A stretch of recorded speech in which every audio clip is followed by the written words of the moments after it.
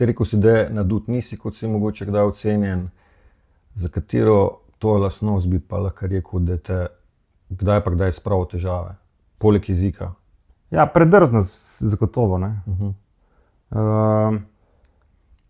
Ali pa nerazumevanje.